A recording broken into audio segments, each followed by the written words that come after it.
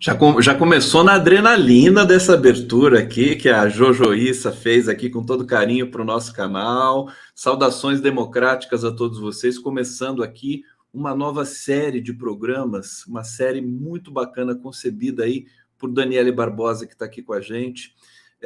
Quero agradecer demais a presença de Aldaci Coutinho, Joel Birman, um dos grandes intelectuais psicanalistas brasileiros. Maria Eudeane está aqui com a gente, Paulinho, da app, ele vai explicar, a gente vai explicar, eu vou colocar as biografias todas nas legendas, no momento que cada um falar, e quero dizer para vocês que vai ser um debate, um momento muito especial para a gente falar do trabalho, o projeto Trabalho em Cena. Eu vou passar já diretamente para a Daniele Barbosa, para ela apresentar, contextualizar esse projeto. Nós estamos esperando mais dois convidados aqui, que é o Wilson Ramos Filho, o Xixo, e o Fabrício. Daqui a pouco eles devem chegar, vamos torcer para dar tudo certo. Daniele Barbosa, finalmente fizemos o nosso projeto, estamos aqui, ao vivo e a cores. Passo para você a palavra. Boa noite, professora Aldaci, Joel, Maria, Paulinho, boa noite a todos. Finalmente vamos conseguir iniciar esse projeto. Eu começo aqui falando um pouquinho sobre o projeto que a gente já está desenvolvendo desde setembro de 2021, que é o projeto Trabalhadores de APPs em Cena, tá? Que é um projeto que eu propus para alguns professores de diversas áreas, de diferentes universidades, que formulassem uma única pergunta para a construção coletiva de uma série de entrevistas com motoristas e entregadores de plataformas digitais. Que foi publicado generosamente no jornal GGN. A ideia desse projeto foi colocar a academia na construção das perguntas e na escuta das vozes daquelas e daqueles que trabalham no dia a dia em condições uberizadas. Assim, a ideia era que os acadêmicos que frequentemente são convocados a falar, ao formularem as perguntas, passariam ao lugar do não saber, ao lugar da escuta. E a opção que a gente fez nesse projeto Trabalhadores de APPs em Cena foi pela publicação de uma única entrevista por semana, porque a gente queria exatamente trazer para a mídia essas vivências e a vivência singular dos trabalhadores, para que a gente pudesse atentamente ouvir esses relatos. A gente entendeu que era imprescindível que essas vozes circulassem em uma afirmação de que a vida dos trabalhadores e das trabalhadoras de plataformas digitais também importassem, né? Vidas que também importam. E o projeto, eu chamo a atenção aqui para o fato da gente ter construído esse projeto na mídia, né? Junto com as universidades, instituições, mas a gente quis colocar esse projeto na mídia porque a gente entende que é fundamental a democratização do debate público. Então, o que acontece? As dores deveriam circular, as alegrias também deveriam circular, as vidas deveriam circular na mídia, né? É preciso que a gente possa construir o espaço público, abrir esse diálogo com a sociedade, com as instituições, também com essas vozes. É assim que a gente entende que a gente vai conseguir obter avanços institucionais. Então, o que acontece? Esse projeto, ele reuniu 64 pessoas. Foram 40 participantes, entre professores e membros de instituições que atuam na justiça do trabalho, que atuam em sindicatos. E mais 24 trabalhadores entre motoristas e entregadores de plataformas digitais. O que acontece? Afirmar... Se eu pudesse resumir, que é difícil, acho que são... que, enfim, a gente tem muitas pretensões quando começa um projeto desses, e é difícil resumir. Mas se eu pudesse resumir, eu acho que esse projeto ele busca fazer comparecer as vozes dos trabalhadores na cena principal, questionar o enquadramento da grande mídia, que comumente não os coloca nesse lugar, e com isso afirmar que o espaço público, para ser democrático, ele tem que ser construído com essas vozes dos trabalhadores de plataformas digitais, o que inclui a luta por direito deles. Então, o que acontece? Em 2022, não sei se eu já estou no meu tempo aí, em 2022, a gente abriu para uma segunda etapa desse projeto, né? Que é para ampliar, a gente foi ampliar o debate, o diálogo, com os membros de instituições. Então, a gente convidou juízes, procuradores e advogados para também formularem uma pergunta. E a ideia era avançar para dentro das instituições. E acho que a gente conseguiu, porque a ANAMATRA, que é uma associação dos magistrados nacional, ela passou a publicar espontaneamente a coluna.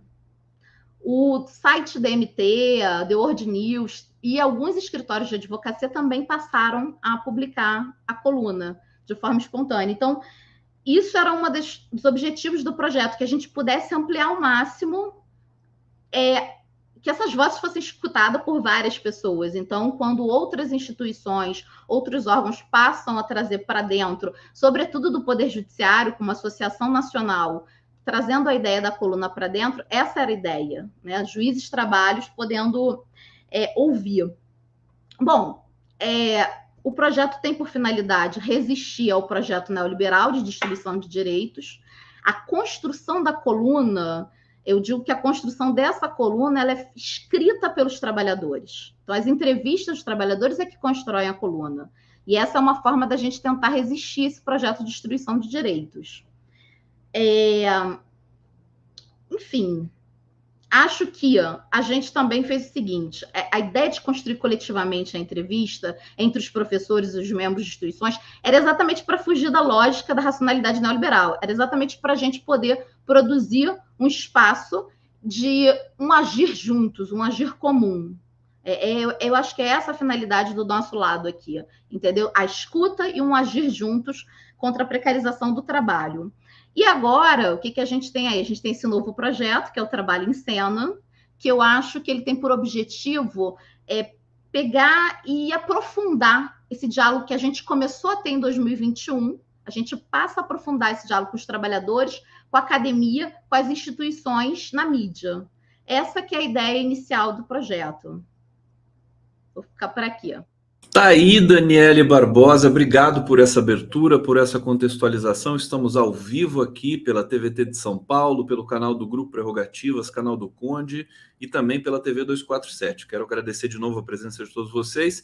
Passar agora a palavra para o Joel Birman. Só dizer, né, nós temos aí 5 minutos para cada fala e a chave, a senha aqui do controle do tempo vai ser o seguinte, eu fiz com a Daniele aqui, quando eu abrir o mosaico de novo, é sinal que está chegando a hora de fazer a conclusão, e aí fica bacana, fica mais fácil para vocês se situarem aí no tempo. Então vamos lá, Joel Birman, querido, super admiração, uma honra imensa recebê-lo aqui, passando para você a palavra.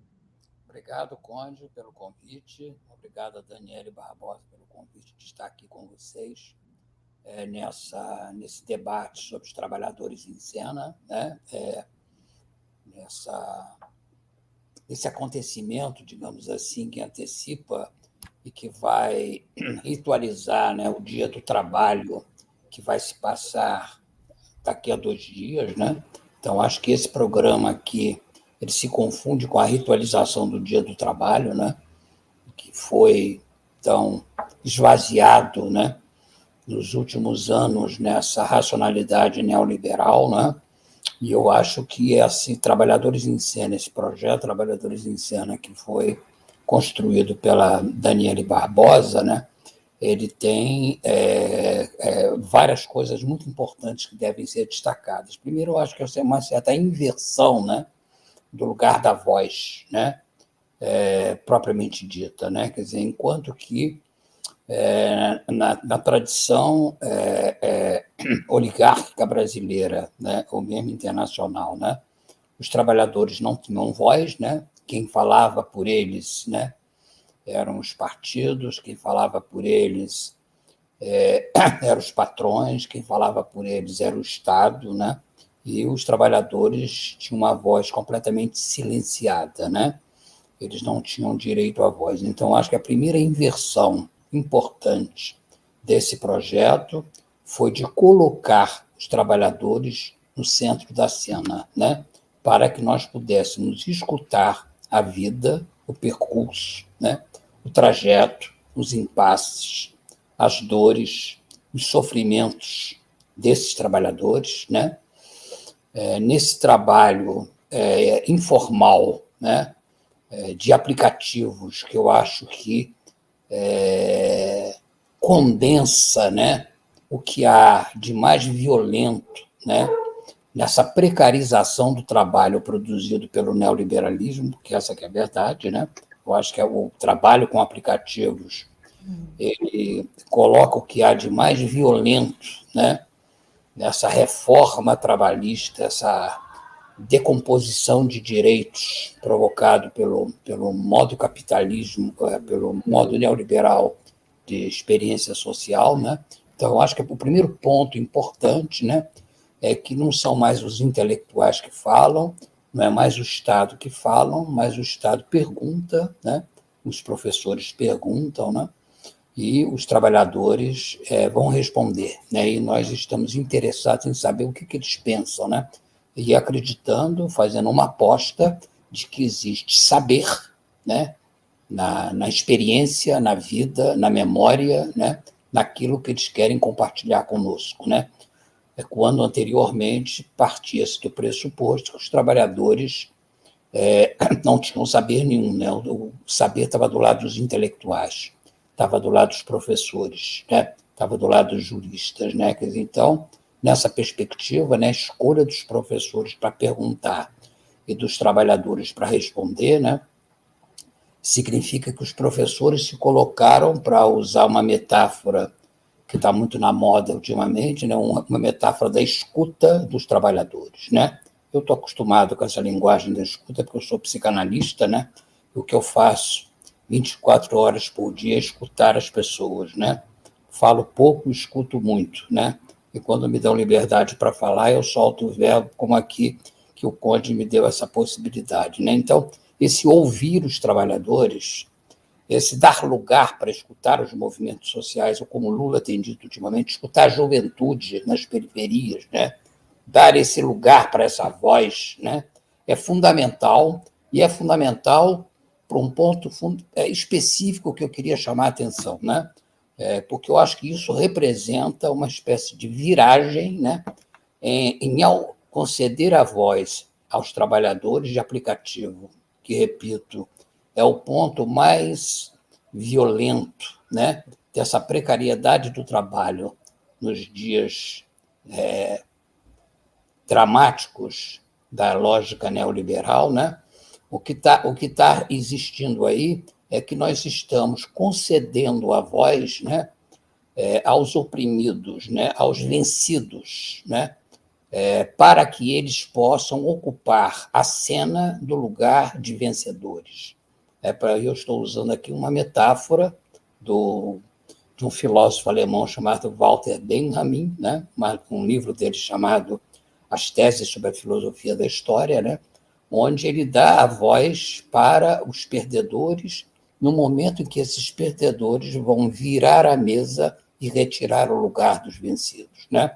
Então, essa construção, né, de dar o lugar aos vencidos para que eles possam apostar, que eles possam também ser vencedores, né, ele se constrói numa cena plural, onde tem, evidentemente, os trabalhadores, num primeiro círculo, os professores, os juristas, né, mas tem também a mídia, né, e a mídia é fundamental, não a mídia a grande mídia, né, os grandes jornais, as grandes redes de televisão, mas as mídias alternativas, né, que nos dá liberdade de poder dizer coisas que são, de uma certa maneira, censuradas, né, nessas mídias oficiais, nessas mídias, nessa grande mídia, né, para que a gente possa criar efetivamente, através da performance, dessas perguntas e dessas vozes que vão ocupar esse espaço público feito pelos trabalhadores, né, nós vamos construir propriamente, né, um espaço social, nós vamos construir um espaço público, né? Então, o que esteve em voga, né, desde o começo dessa coluna, né, foi a criação de um espaço público, né, feito através das vozes dos trabalhadores, né, através das perguntas dos professores, né, e dos juristas, né? E que, ao mesmo tempo, contou com a participação da mídia. Um outro aspecto muito importante é que esse projeto ele tem um caráter nacional. ele não ficou preso também, isso é uma outra inversão importante, ele não ficou restrito ao que nós sabemos que é Rio e São Paulo, né? Que é a vanguarda do Brasil, mas ele percorreu outros estados da federação. Eles foram para o norte do país, eles foram para o nordeste, eles foram para o sul, né? Quer dizer, então, isso é um projeto que se nacionalizou. Eu acho que isso é uma outra inversão importante para tirar o núcleo da inteligência do Rio e de São Paulo e distribuir ela para todo o território nacional. Mas é isso aí. Muito obrigado pela atenção de vocês. Obrigado, Cláudio. Espera aí, Joel Birman, você vai ficar com a gente aqui ainda. A gente tem ainda um segundo bloco aqui. Redondinho, Birman perfeito. Eu me lembrei, enquanto você estava falando aí, deixa eu só pedir para o Paulinho do porque está dando um ruidinho aí na sua ligação, Paulinho. Depois a gente arruma isso. Eu me lembrei de um discurso do Lula com os catadores. Foi fantástico aquela presença dele, ele sempre faz questão de fazer, dizendo assim, né? Quando os trabalhadores não fazem acordo, quando não entram em acordo e fazem greve, a polícia vai lá e bate. Quando os patrões não entram em acordo, né, e não pagam o que eles querem, a polícia não vai lá e não bate. Né? É uma situação que é dramática, justamente essa questão dos lugares das falas, né? Paulinho, querido Paulo Teixeira Júnior, presidente da Associação de Profissionais por Aplicativo, congrega motoristas, entregadores de plataformas digitais, motorista de plataforma digital. Querido, a palavra é sua. Boa noite, Conde. Boa noite a todas e todos. É um prazer, uma honra estar aqui com vocês, tá? Começar agradecendo a Dani pela oportunidade. Foi muito importante para todos nós, trabalhadores e trabalhadoras, essa coluna. Todo mundo que participou saiu muito feliz, porque teve a oportunidade de contar um pouquinho da nossa história. Porque durante muito tempo parece que a gente só brigou para dentro da categoria. Porque eu vou ter que dar um panorama geral da situação para a gente poder entender. Quando essas empresas chegam no Brasil, elas chegam oferecendo mundos e fundos, elas chegam com ganhos muito altos dos motoristas, e realmente parece uma boa oportunidade. Então, você entra nessas empresas através de duas maneiras. Ou, porque você quer, você escolhe isso. No início existia muito isso, hoje não existe mais. Você vai com a ilusão de que você é o seu patrão, você vai com a ilusão de que você é o dono do meio de produção, quando você não é o meio de produção, está na mão deles. Se você fizer alguma coisa fora do padrão, você está fora, você não tem chance de se defender caso você seja expulso da plataforma, a não ser que você faça isso de forma judicial, se você implica a justiça para isso. Ou você é simplesmente jogado nela, como foi no caso. Mais ou menos na época do golpe na presidenta Dilma, o país vira um caos e eu tinha comércio, meu comércio quebra e você precisa sustentar sua família, seus filhos. O que você faz, você corre para onde você pode. Eu tinha um carro e desde então a gente dirige. Olha que ainda vai tempo. E passa por aí. Hoje, a sociedade olha e começa a perceber que o produto não é aquela maravilha. Precisou chegar na sociedade para isso ser percebido.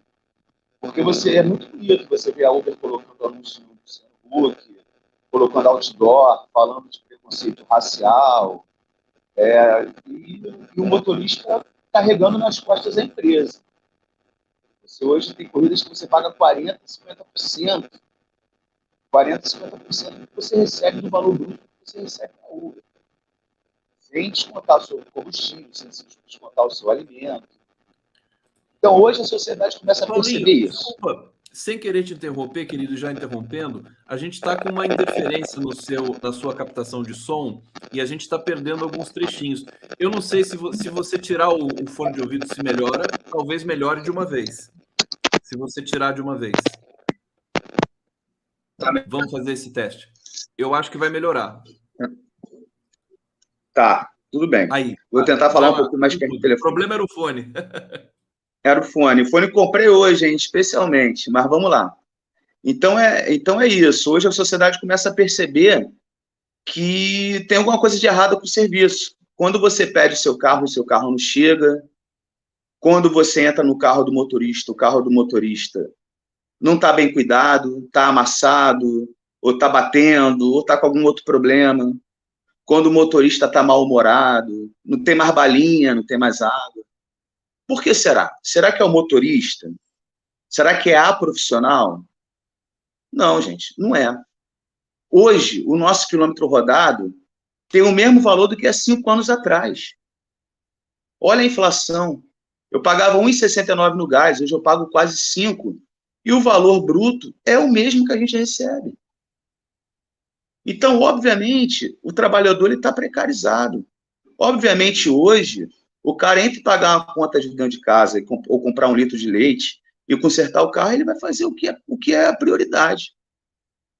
Então, é importante, cada vez mais importante, que essa discussão seja levada para fora da bolha dos trabalhadores. A APP surge comigo e com o Lívio discutindo isso numa mesa de bar. O que a gente pode fazer? Então, a gente cria a associação, ela tem um crescimento muito rápido, a gente passa a ficar conhecido no meio muito rápido e começa a falar muitos podcasts, muitas lives, e a gente começa a ficar muito conhecido no meio. E a gente percebe nisso que a única entidade classista é a nossa. Não existe outra entidade classista no Brasil, outra entidade de esquerda, que tenha 2 pessoas de esquerda na frente, que não seja a APP. Isso torna a luta muito mais difícil. Você não tem noção, porque tem motorista que ainda acredita que é seu próprio patrão. Tem motorista que ainda está feliz. Às vezes o cara entra novo, ele bota o carro lá dele novinho, ele não percebe o que está acontecendo. Nos primeiros meses ele acha que está bem. O carro dele quebrou a primeira vez. Todo aquele dinheiro, sei lá, dos 3, 4 primeiros meses que ele ganhou, vai ali, foi embora. Então, essa voz precisa ser ecoada.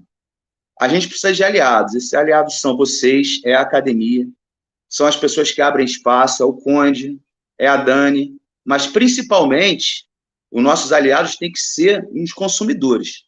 Tá? O PROCON está em cima da 99 da Uber, porque está dizendo que o número de corridas diminuiu, está demorando de chegar a corrida nos passageiros, porque a gente agora consegue ver o destino exato, rua, número da casa que a gente vai deixar.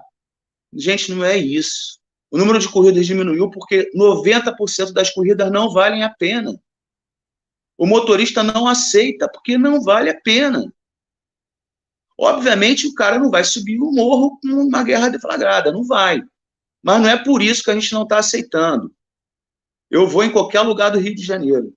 Só que eu não vou pegar uma corrida de 10 quilômetros para ganhar R$10, porque eu vou estar pagando para trabalhar. Então, mais uma vez, reiterar a importância disso, a importância de uma regulamentação justa. A gente está brigando na Câmara dos Vereadores aqui no Rio de Janeiro, porque a regulamentação proposta pelo governo liberal do Eduardo Paes é muito ruim para a categoria, tá? É tão ruim que as operadoras estão reclamando e os motoristas estão reclamando. Então, vou ressaltar mais uma vez a importância desse bate-papo aqui. Estou à disposição de todos vocês, de todas vocês, para qualquer coisa, o contato, porque eu represento muita gente e tem muita gente hoje de olho na gente aqui, em mim, no Lívio, no Renan, porque sabe da importância da luta. E é isso, gente. Passar a bola para outra aí que meu tempo foi. Obrigado. Paulinho da APP, fantástico, fantástico. Estou aqui muito feliz e certamente a gente vai se encontrar muito mais frequentemente depois desse momento inicial aqui. O pessoal está curtindo aqui, muita gente comentando no bate-papo. Eu não vou ler agora para não interromper o nosso ritmo, vou passar a palavra para Aldaci Coutinho, professora titular aposentada de Direito do Trabalho na Universidade Federal do Paraná. Querida Aldaci, uma honra te receber aqui, a palavra é sua. Muito obrigada, boa noite a todos e a todas.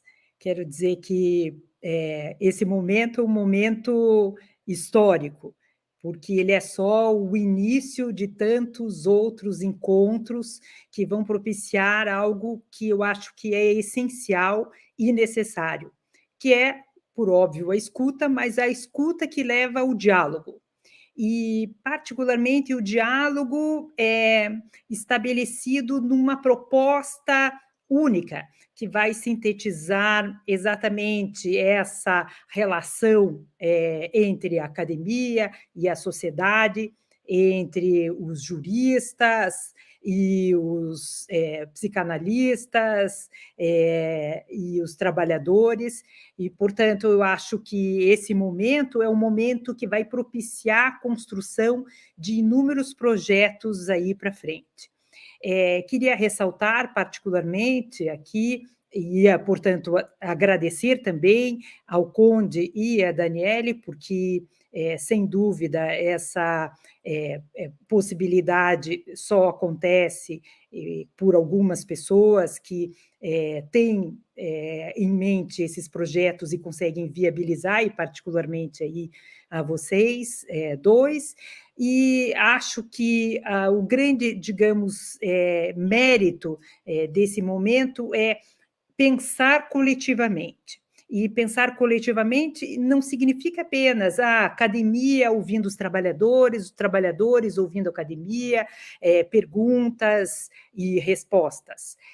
Na verdade, colocar aqui numa perspectiva em que só há possibilidade de construir um futuro pelo presente, e esse futuro em relação aos trabalhadores, ao mercado de trabalho, só é possível pensar coletivamente, no espaço público, mas colocar em cena esse coletivo, que é o coletivo dos trabalhadores. E esse coletivo dos trabalhadores não é só trabalhadores que exercem suas atividades com plataformas, mas são os trabalhadores como um todo, toda a classe trabalhadora, porque, afinal, esse é um projeto de construção necessária para o futuro de uma nação, e é isso que a gente quer pensar um Brasil diferente, um Brasil que não seja excludente, um Brasil que possa incluir e incluir em direitos, e, portanto, reconhecer aqui essa possibilidade só vai ser viável a partir do momento em que a gente construir essa identidade, uma identidade coletiva, não fragmentada, não segmentada, não dividida, e somos todos, porque, afinal, nós acadêmicos também somos trabalhadores, não é? Nós, juristas, também somos trabalhadores, e, de uma certa forma, o que se quer é construir esse mundo do trabalho que seja um mundo de trabalho inclusivo para todos. Assim, para pensarmos prospectivamente, para pensarmos no futuro, é preciso pensar esse presente, e esse presente só vai ser viável a partir do momento em que a gente abrir esses canais e colocar em cena aqui a possibilidade dessa escuta pela voz, saindo, não é, da invisibilidade, particularmente o sofrimento, que é o que a gente tem testemunhado em relação a todos os trabalhadores, dar a eles, então, a possibilidade de colocar aqui os seus problemas, procurar encontrar soluções, canais, caminhos que viabilizem aqui uma proposta que possa colocar o direito de volta num caminho também, que é um caminho de construção de uma sociedade que seja mais justa, que seja mais igualitária, que possa construir uma sociedade em que a cidadania se coloque ao lado da democracia, para que se possa aqui pensar numa situação que não seja apenas a obtenção de renda, mas que seja, digamos aí, um meio de reconhecimento de um espaço que é um espaço do comum, ou seja, pensarmos que é possível um comum através do coletivo e que esse coletivo só vai aqui ter viabilidade se o enfrentamento se der no coletivo, se der numa construção em que todos nós estamos aqui unidos, pensando perspectivas e pensando projetos e discutindo a regulamentação, como é melhor a regulamentação, pensarmos que o direito pode se colocar não como uma arma de destruição, mas como uma perspectiva de construção de um espaço, que é o que já foi no passado, infelizmente perdemos um pouco, não é? Ou talvez muito, né, nesses últimos anos, particularmente com uma divisão, não é, da própria classe trabalhadora, mas pensarmos que estamos todos no mesmo caminho, estamos todos numa mesma trajetória. E essa trajetória está sendo colocada aqui em cena para que a gente possa dialogar entre nós, mas que possa dialogar com todos aqueles que vão nos ouvir e que vão, de repente, poder participar dessa construção, imaginando que o futuro pode ser diferente e ele pode ser melhor, e ele pode ser melhor para todo mundo. Então, acho que esse é um início bastante positivo e esse diálogo entre nós e um diálogo com a sociedade talvez possa tirar a gente de uma situação de desalento e colocar um pouco de fé no futuro do direito e do trabalho. É isso aí. Aldaci Coutinho, como se diz por aí, demorou, né? Demorou. Aldaci, olha só, vou trazer comentários do público aqui antes de passar para Maria Eudiane.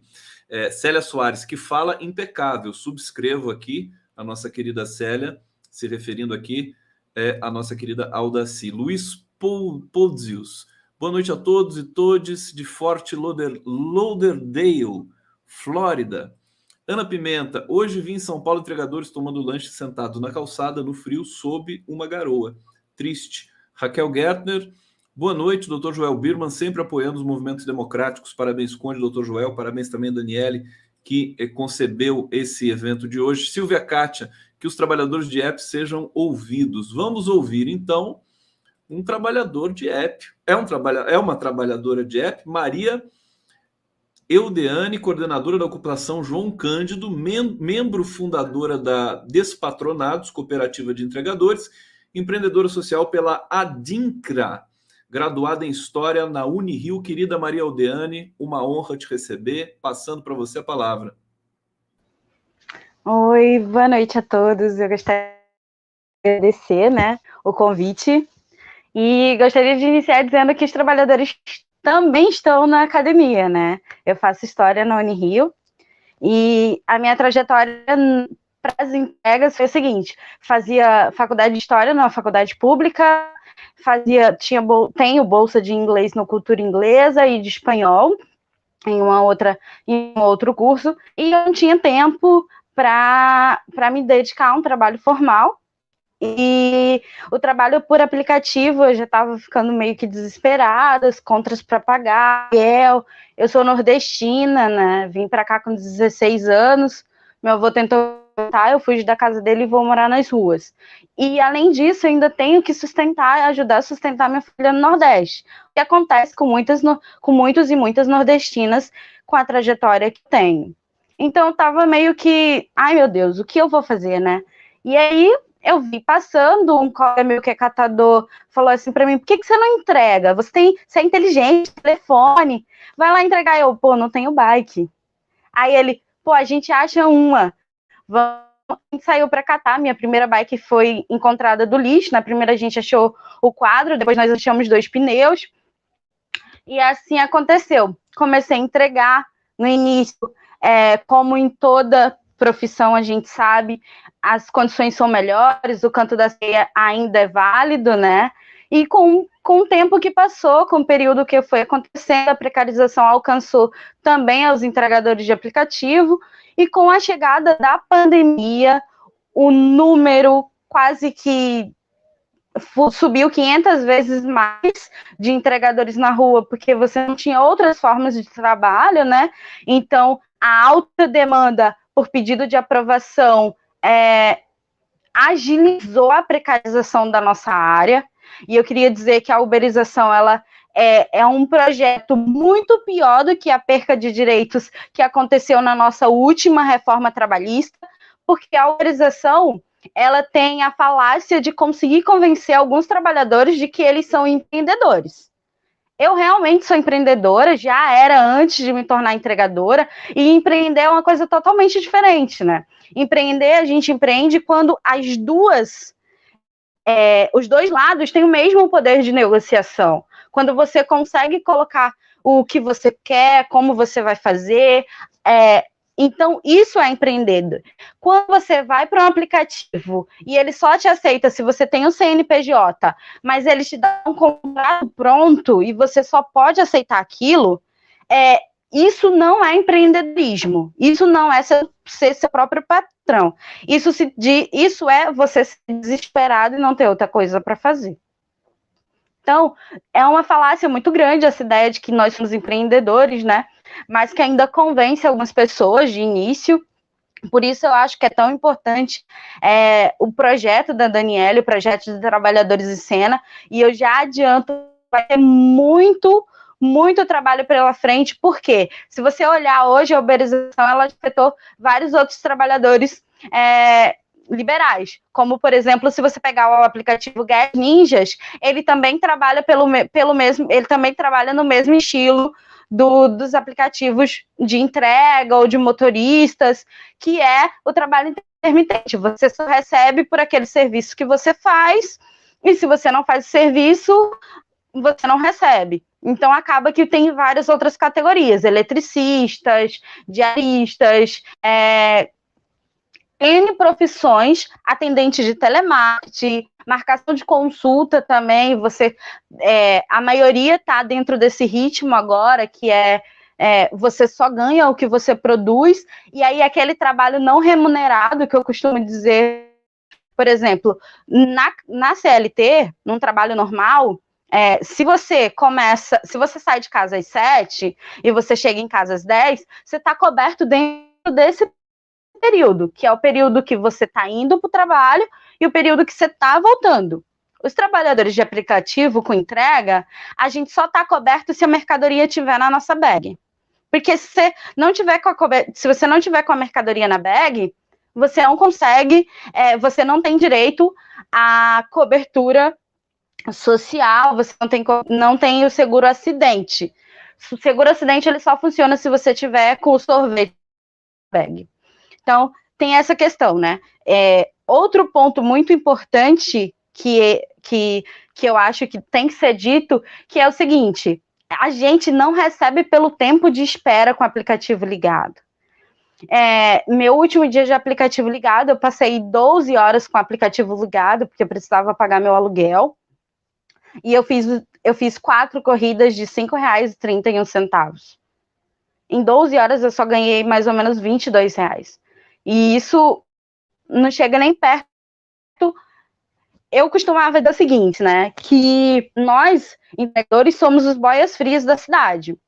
Eu não sei se todo mundo conhece, mas os boias frios são os trabalhadores rurais. Eu já fui uma. E como funciona? A gente acorda cedo, faz o café da manhã, faz o almoço e leva esse almoço dentro de uma marmita. E vai para o trabalho, seja para a fazenda do patrão ou para terras arrendadas. A gente leva essa comida, dá mais ou menos o horário de meio-dia, você começa a trabalhar às 6, aí 11 horas você para, por causa do sol muito quente no Nordeste, e você vai comer essa comida, ela já está fria. Por isso, trabalhador de boia fria, né? Porque a gente come a comida fria, e depois retorna. E aí, o que eu costumava falar que nós éramos os boias frias da cidade, só que a gente está muito pior que o trabalhador rural. Muito pior.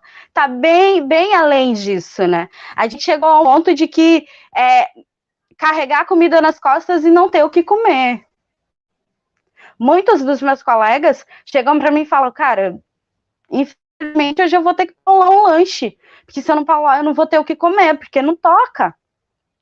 E eu digo que às vezes nem para pular o lanche a corrida toca, né? Então, Outra questão que eu gostaria de apontar antes de finalizar é que, por exemplo, se a gente sofre algum acidente, nós não estamos cobertos, né? Eu quebrei costela, fiquei mais ou menos 3 meses paradas, e aí, além de não ser coberto, você ainda é punido. O que aconteceu comigo depois de quebrar as costelas? Eu fui parar na geladeira e fiquei mais ou menos 1 ano e meio tentando esquentar o aplicativo e nunca conseguia. Então, tipo, o que aconteceu? Veio os blacks dos aplicativos e uma solução para lutar um pouco contra o sistema foi a construção da cooperativa Despatronados, que é hoje como eu mantenho a renda, é o que mais me atém. Então, os entregadores se uniram, cada um pegou um grupo de clientes, montamos um grupo de WhatsApp, logo em seguida a gente está há mais ou menos 1 ano e meio aprendendo a ser cooperativista, né, aprendendo a fazer a cooperação, e está dando certo, a cooperativa tem se mantido, tem acontecido diversas coisas, e hoje é minha maior renda, e a gente consegue cobrar hoje pela cooperativa, tirando a figura do patrão, a gente acaba conseguindo lucrar muito mais, porque fecha diretamente com os negócios, esses negócios os clientes pedem para eles e a gente faz as entregas. Tirando essa figura do aplicativo, a gente consegue colocar a nossa taxa de entrega para o entregador, para o trabalhador, totalmente para o trabalhador, porque a gente passa integral para ele. A gente consegue cobrar quase o dobro, que é R$12. A taxa do iFood hoje é R$6. E eu encerrei. Obrigado, Maria. Obrigado, Maria. Deixa eu só fechar o microfone dela para não dar eco aqui. Olha, a Silvia Cátia está dizendo que história. Continue estudando, você é pau. César Marucci, todo trabalho é digno e deve ser amparado pela lei. E Maria Edina, as pessoas perderam seus empregos, por isso na pandemia foram fazer entregas por aplicativos. Não sei se foi só isso, evidentemente que a entrega por aplicativo era uma tendência já antes da pandemia. Agora, nós temos aqui 20 minutos para fazer esse bloco final. Vamos aproveitar ao máximo isso. Eu estou aqui muito impactado, porque já existe uma espécie de epistemologia do trabalho por aplicativo, né? Você já tem um pensamento estabelecido, as pessoas aqui na prática constituindo isso. E eu vou passar para a Daniela, então nós teremos agora, vamos fazer assim, 3 minutos para cada, um pouquinho menos do que foi no primeiro bloco, eu vou ficar controlando aqui. E eu queria saber, as pessoas estão perguntando aqui no chat, o Daniele, como contribuir com esse projeto, como conhecer, como acessar, se tem um site. Então, queria que você desse essas informações também para a gente, passando para você a palavra nesse momento.